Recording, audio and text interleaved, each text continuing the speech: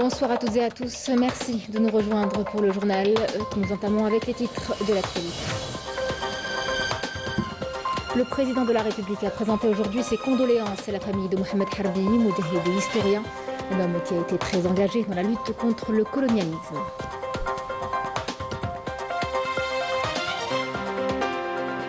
L'occasion justement de dresser le portrait de feu Mohamed Harbi qui a marqué la mémoire nationale par ses écrits et engagements.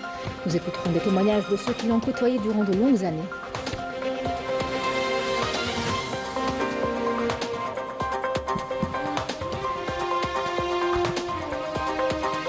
Dans notre dossier agriculture, nous vous parlerons d'une entreprise de volailles qui a misé sur l'insémination artificielle à Biskra. Nous irons par la suite à Insalah où la culture de la tomate bat son plein. Avant d'aller à Djidjelli où plus de 5 millions de litres d'huile d'olive sont attendus.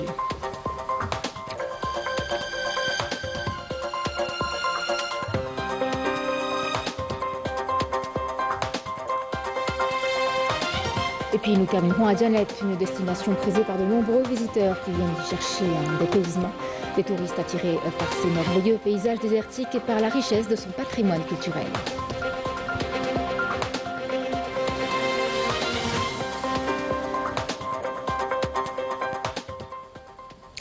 Mesdames, Messieurs, bienvenue à vous. Le président de la République a présenté aujourd'hui ses condoléances à la famille du moudjahid historien intellectuel Mohamed Harbi, décédé à l'âge de 93 ans.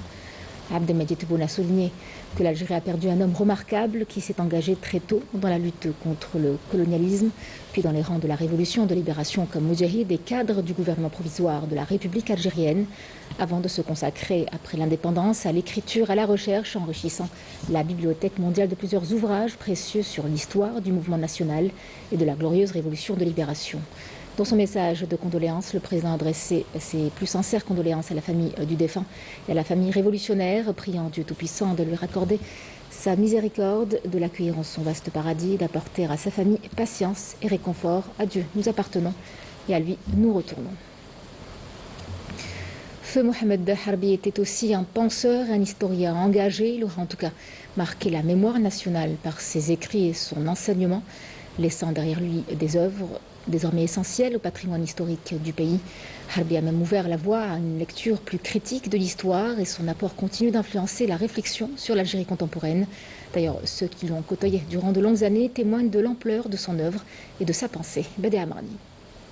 Le bilan principal dans toute cette histoire, c'est que les Algériens sont maîtres d'eux-mêmes. Il était l'une des figures intellectuelles majeures de l'histoire contemporaine de l'Algérie. Mohamed Harbi s'est éteint le 1er janvier 2026 à l'âge de 93 ans. Ce moudjahid et historien est né le 16 juin 1933 à Al-Harrouch dans la wilaya de Skikda. Le défunt était un militant du mouvement national et membre du FLN durant la guerre de libération nationale. Il a occupé plusieurs postes de responsabilité au sein du FLN pendant cette période. Il rejoint également le gouvernement provisoire de la République algérienne, GPRA. Feu Mohamed Harbi était également enseignant, universitaire et historien. Témoin et acteur de la révolution de novembre 1954 et après l'indépendance, il s'est consacré à l'enseignement et à l'écriture. Il écrit plusieurs ouvrages de référence sur le mouvement national et sur cette étape cruciale de l'histoire de l'Algérie. Les ouvrages publiés sont entre autres le FLN, Documents et Histoire, 1954-1962. Aux origines du FLN, 1954, la guerre commence en Algérie, une vie debout, les archives de la révolution algérienne, des publications qui enrichissent la Bibliothèque mondiale.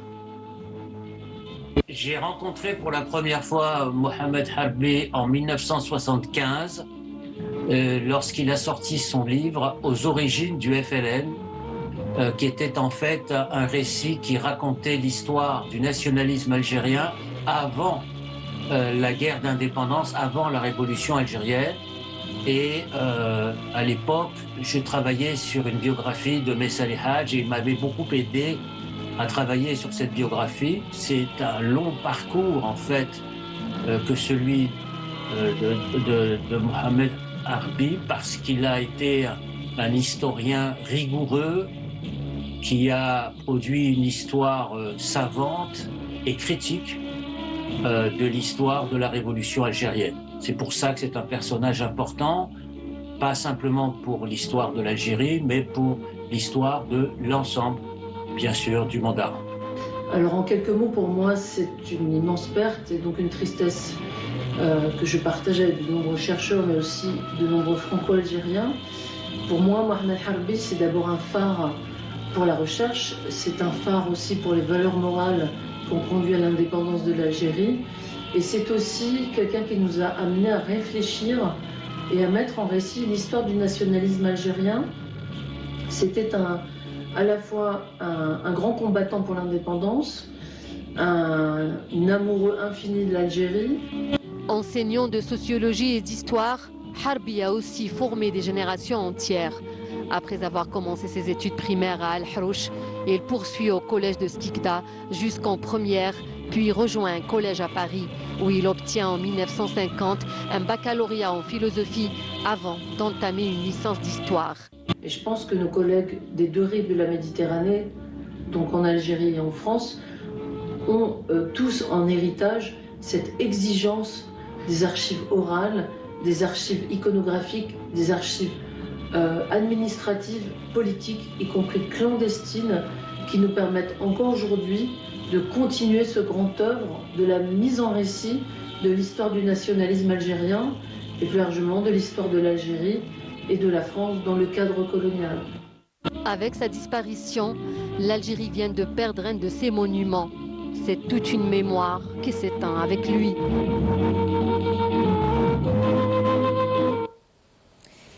Le ministère des Hydrocarbures et des Mines confirme que la mise à jour des prix des carburants, entrée en vigueur à partir du 1er janvier en cours, vise à garantir l'approvisionnement continu du marché national et à couvrir les coûts de production et de distribution croissants. L'État continue d'assumer la différence importante entre le coût réel et le prix à la pompe. Une mise à jour qui s'inscrit dans le cadre de l'application des textes législatifs et réglementaires en vigueur concerne les prix suivants. L'essence passe de 45,62 dinars le litre à 47 dinars le litre, soit une hausse de 1,38 dinars. Le gasoil passe de 29,1 dinars à 31 dinars, une hausse de 1,99 dinars. Le prix du gaz de pétrole liquéfié GPL destiné aux véhicules passe de 9 dinars à 12 dinars, une hausse de 3 dinars. Une approche qui cherche en tout cas à équilibrer la nécessité de maintenir la continuité du service public et la protection du consommateur contre les fluctuations des prix pour que les prix des carburants en Algérie, qui n'avaient pas changé depuis 2020, restent parmi les plus bas et les plus stables à l'échelle internationale. Nous nous intéressons à présent à un pilier stratégique de notre économie, de notre quotidien aussi en tant que citoyen, l'agriculture. À Biskra, une jeune entreprise de volailles mise sur l'insémination artificielle pour booster sa production. Alors près de 80 000 œufs sont collectés par jour, stockés avec soin et donnent naissance à des poussins destinés à l'élevage. Une technique suivie pas à pas par les employés. Badé Armani.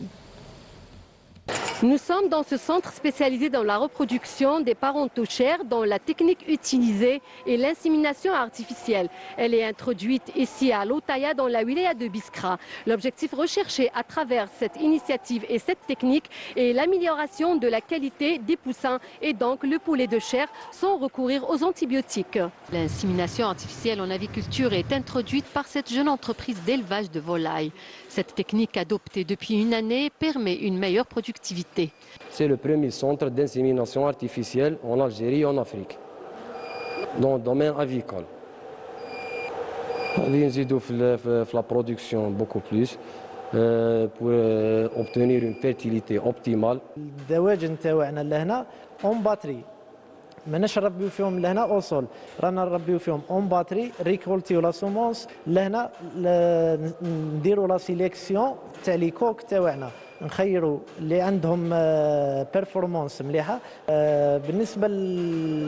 بالنسبه للمبنى تاعنا لهنا راهو ايكيبي افيك ان ماتريال سبيسياليزي soit pour la ventilation, soit pour le ramassage des œufs, soit pour إخراج الفضلات تاعنا منها. Ce centre d'insémination artificielle est doté de 2 lignes de production d'une capacité d'environ 40 000 poules chacune. Les employés travaillent d'arrache-pied pour assurer la réussite de cette technique innovante et favoriser la naissance d'un grand nombre de poussins destinés à l'élevage. Une fois ramassés, les œufs sont stockés dans des chambres froides maintenues à une température comprise entre 22 et 24 degrés. Le taux de production et d'éclosion a augmenté depuis l'introduction de cette technique. Les 40 employés qui travaillent ici, chargés de l'insémination, suivent rigoureusement cette opération. 8 autres sont chargés de ramasser les œufs, dont 80 000 sont ramassés au quotidien. Nous avons formé nos employés à la technique de l'insémination.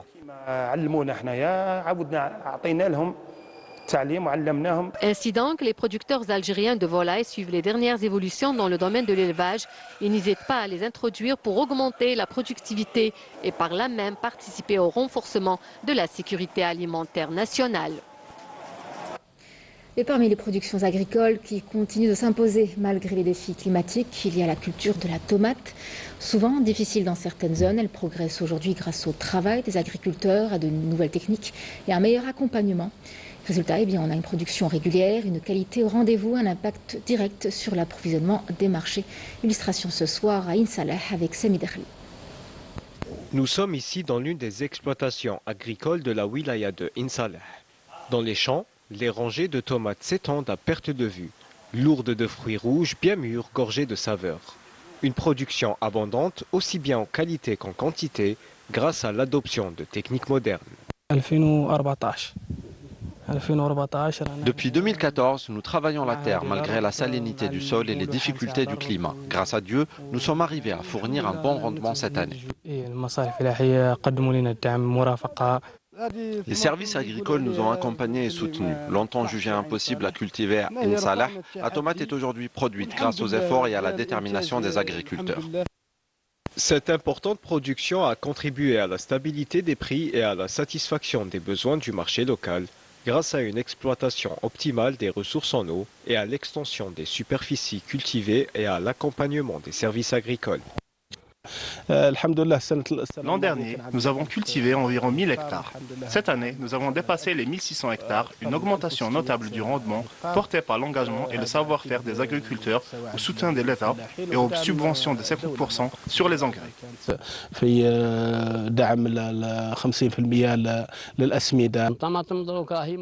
La tomate est disponible en grande quantité. Nous invitons les consommateurs à venir s'approvisionner ici car les prix sont plus avantageux. À travers la campagne de sensibilisation, nous appelons les agriculteurs à se rapprocher de la caisse d'assurance pour protéger leur exploitation contre les risques. Un succès qui place Insalah comme un pôle agricole stratégique pour le renforcement de la sécurité alimentaire nationale.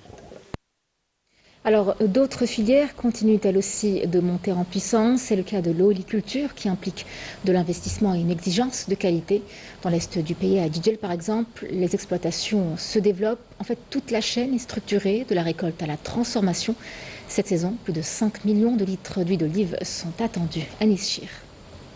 Sous l'ombre des oliviers, Mohamed et les membres de sa famille s'affairent à récolter les dons généreux de l'arbre typique de la région. Chaque fruit cueilli raconte l'histoire d'un attachement ancestral à la terre et aux traditions des familles djidjéliennes.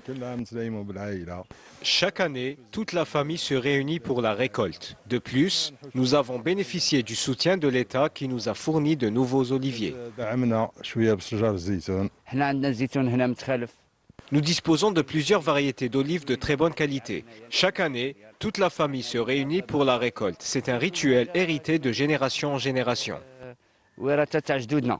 Dans le but de moderniser les techniques de production agricole destinées à l'exportation, un nouveau programme a été mis en place afin de planter plus de 55 000 plants d'oliviers, toutes variétés confondues. 250 plants d'oliviers nous ont été livrés. Grâce au soutien de l'État, les plants ont été répartis et plantés. Des ouvriers ont pris en charge tout le travail. Les différentes exploitations agricoles de Djidjel ont bénéficié de 55 000 oliviers de plusieurs variétés, distribués selon la demande des agriculteurs. Chacun a choisi la variété adaptée à ses terres. Les exploitants ont bénéficié de 8 640 plants, avec un taux de réalisation dépassant 60%. La chaîne de production a également été renforcée grâce à l'introduction de nouveaux pressoirs modernes, reposant sur des techniques avancées de tri et d'extraction. Le transport de la récolte depuis les champs jusqu'aux huileries est également assuré afin de garantir la qualité de l'huile et de préserver ses propriétés naturelles. Une fois la récolte terminée, les olives sont directement acheminées vers les huileries pour en extraire de l'huile de qualité. Nous cherchons constamment à acquérir des équipements modernes, à suivre l'évolution des techniques d'extraction, tout en plaçant au cœur de nos priorités la qualité et les spécificités de notre huile d'olive. L'objectif principal reste la préservation de la qualité et de la pureté de l'huile d'olive, avec une production attendue dépassant les 5 millions de litres pour cette saison. La région de Jijel confirme ainsi son statut de leader dans la production d'huile d'olive, avec 21 000 hectares cultivés grâce à des techniques modernes.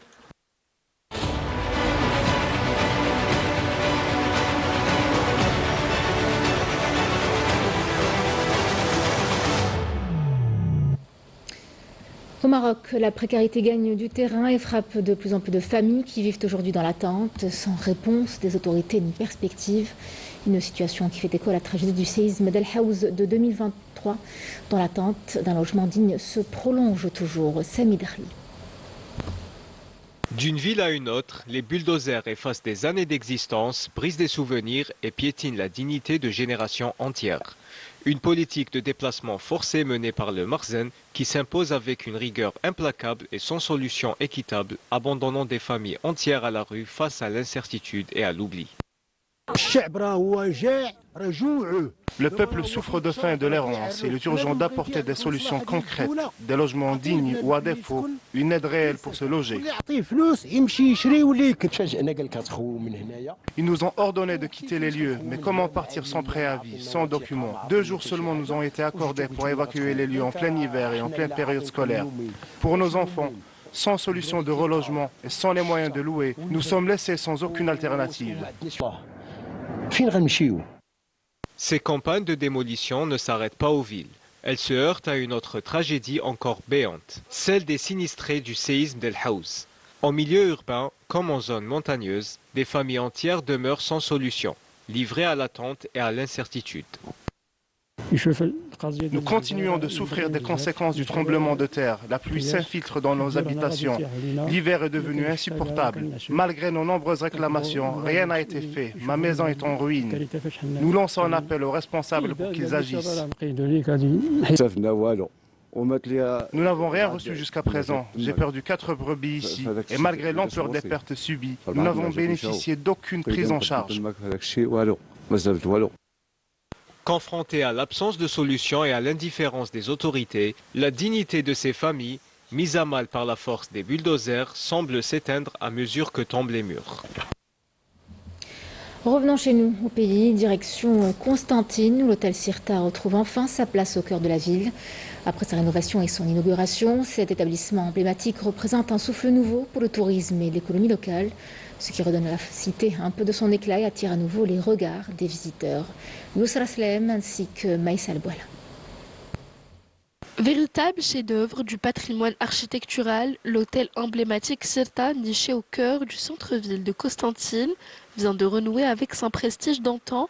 Après une restauration minutieuse, l'établissement a été réouvert et inauguré le mardi 30 décembre 2025 par les autorités locales de la wilaya. Ce projet chargé d'une forte valeur symbolique pour les habitants de Constantine et de l'ensemble des régions du pays vient renforcer les capacités d'accueil de la ville. Ce nouvel hôtel contribuera à accompagner l'afflux croissant de visiteurs, qu'ils soient nationaux ou étrangers, confirmant ainsi l'attractivité touristique de Constantine. Aujourd'hui, l'hôtel Sirta se positionne comme un établissement de catégorie Palace, répondant aux standards élevés de qualité et de service. Les prestations proposées témoignent clairement du niveau supérieur atteint par cet hôtel.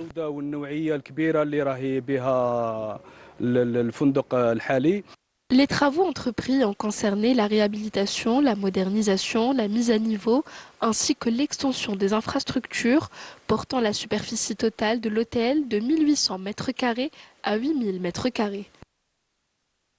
Il fallait conserver l'esprit, c'est-à-dire c'est l'architecture elle est néo-mauresque. Alors le caractère néo-mauresque, il a été conservé. Le ministère de la Culture nous a accompagnés. Il ne faut pas oublier que l'hôtel Sirta, il est situé dans le périmètre proche de la vieille ville de Constantine, qui est un site classé. Il ne fallait pas toucher au moindre petit détail de la façade. Ça veut dire la façade, elle a été restaurée à l'identique. À l'intérieur, on a touché au confort et au standard. Ça veut dire on a gardé l'esprit, mais on l'a modernisé. On a ajouté aussi des extensions pour augmenter le confort intérieur de l'hôtel. La terrasse offre une vue exceptionnelle sur les sites emblématiques de Constantine et constitue une initiative marquante qui s'inscrira dans l'histoire de la ville. Ce projet confère à l'établissement une valeur ajoutée stratégique pour la cité des ponts suspendus, engagée dans une nouvelle reconquête progressive de son rayonnement touristique. Le réseau aérien s'étoffe dans la région de Borj Bedi Mortar. De nouvelles dessertes ont été mises en place. Les liaisons avec plusieurs autres wilayas se renforcent. Une évolution qui répond à des besoins de mobilité et qui accompagne aussi le désenclavement de cette région du pays. D'autant plus que les déplacements par route restent longs et parfois risqués sur ces axes routiers. Maïsal Bouala. C'est lors d'un vol en provenance d'une des wilayas lointaines, notamment celle du nord du pays, à destination de Borj Bedi Mortar, qu'apparaît l'importance de cette infrastructure aéroportuaire qui joue un rôle essentiel dans le désenclavement de la région et facilite la mobilité et les déplacements des citoyens. Le vol qu'on a pris à partir d'Adarar s'est déroulé dans de très bonnes conditions. Ce nouveau vol a considérablement fluidifié le trafic aérien et facilite nettement notre quotidien. Cet aéroport profite particulièrement à cette région frontalière. Avec l'ouverture de nouvelles dessertes aériennes, le nombre de vols à destination des différentes wilayas a augmenté, nécessitant même l'extension des infrastructures de base, notamment du tarmac afin de permettre l'accueil d'avions gros porteurs. L'aéroport joue un rôle clé pour améliorer la liaison entre les différentes régions du pays, grâce aux projets déjà réalisés et ceux en cours de réalisation. Une gestion plus dynamique et l'augmentation du nombre de vols ouvrent de nouvelles perspectives pour le transport aérien dans le pays. Et puis nous terminons à Djanet où les visiteurs découvrent des paysages à couper le souffle. De nombreuses activités y sont proposées aussi. En tout cas, toutes les conditions sont réunies pour garantir de superbes séjours, notamment grâce aux autorités locales. Maïsal Bouala. Djanet s'impose comme une destination prisée par de nombreux visiteurs, familles et voyageurs viennent y chercher le dépaysement, attirés par ses paysages désertiques et la richesse de son patrimoine naturel et culturel. Je découvre pour la première fois la beauté authentique du sud algérien et je suis émerveillée. Nous avons été chaleureusement accueillis par le peuple algérien. Un important dispositif de sécurité a été déployé par les services de sécurité de la wilaya afin d'assurer la protection des touristes, qu'ils soient nationaux ou étrangers. Les services chargés du maintien de l'ordre ont été mobilisés à travers plusieurs villes grâce à un dispositif global mis en place depuis le début de la saison touristique saharienne.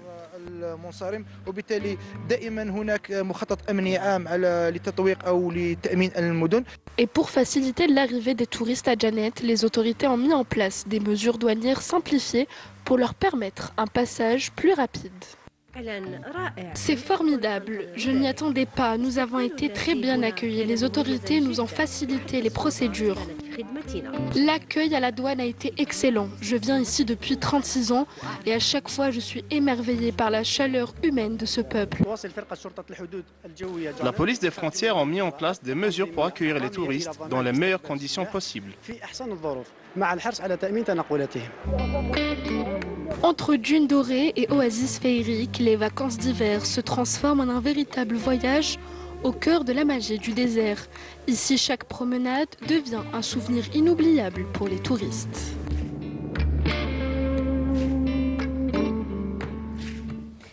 Et puis nous avons joué aujourd'hui pour le compte de la mise à jour du championnat national de football de Ligue 1 Mobilis, une chaude empoignade a mis aux prises deux vieilles connaissances au stade Hossein Ait Ahmed de Tizi Ouzou entre la GS Kabylie et le MC Alger. Un classico qui a tenu ses promesses. Les deux équipes n'ont pu se départager, se sont quittées sur le score de parité d'un but partout.